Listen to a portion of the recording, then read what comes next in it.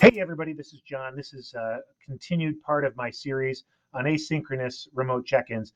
This is using a different tool and it's called Google Forms.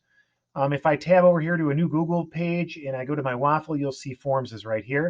It's been around for ages. It's a great tool that's very versatile, and it gives you data, which you can then sort and manipulate. And let's just take a look at how this works. So the idea behind a remote check-in, obviously, is our remote learners need to confirm with us or document with us that they interacted with a little bit of our classroom learning. And so in this case, we've got a form set up here, and I did a little bit ahead of time here. Here's a title up top, nothing complicated. It says, be sure to record your attendance each day. Down here, we got a first and last name. We've got a mark your attendance where they just check a box. And then a what did you work on? Now, you can do anything here. Let me show you. I'm going to leave these here, and I'm going to go down and click on this one. And then to add a new one, wherever I want to add it, I would click on the one before it. So if I wanted to put one between this one and that one, I would click here. I'm going to click on the last one and click this plus sign, and it's going to add one just below. Watch. Okay, it happened very quickly, but it closed this one up and opened up a new one. So let's take the first and last name. I would just type, I'll just put last name real quick. And then over here, it actually intuitively figured out what I wanted, short answer. But short answer is perfect for a last name. They just type it in and they're good to go. Okay. In terms of what did you work on? If I do that, little misspelling there, my apologies. I'm going to choose a drop down. And what a drop down allows me to do is front load the choices a little bit. So I can put my homework, my classwork, and so forth, and give them a list. Okay, just like I did up here. You can see. Okay.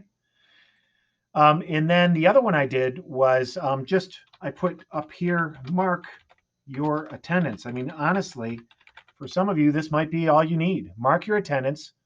I'm going to get rid of these choices here.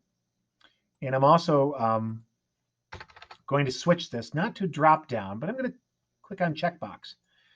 And for this one, I'm just going to put I was here. Okay, and it becomes a checkbox. And that's exactly what I did right here.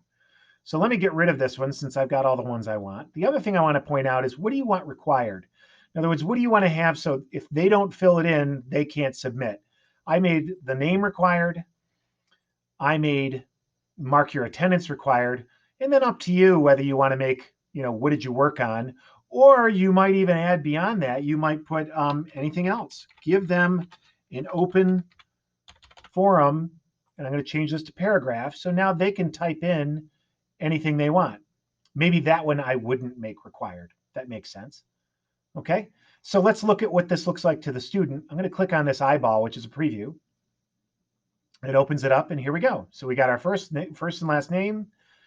They mark their attendance, and anywhere that you see this red asterisk, that means it's a required element. For this one, they write down they worked on the homework. And then down here, anything else, obviously you don't see the red asterisk, so they don't have to put something there. And they would click, I'll just put John, George, and submit. Okay, so there they go. And it's off and running. If I go back, here I am back on my teacher version. I did want to point out something to you that I think is important, and that's under the gear. I don't think the default is collect email address. I would turn that on. I think you would want to have them collect an email address.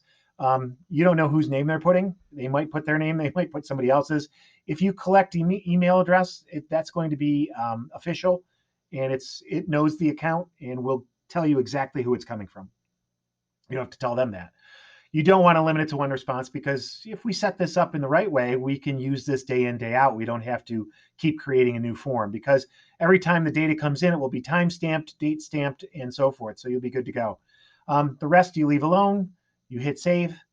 All right. And that is the form itself. And we are good to go.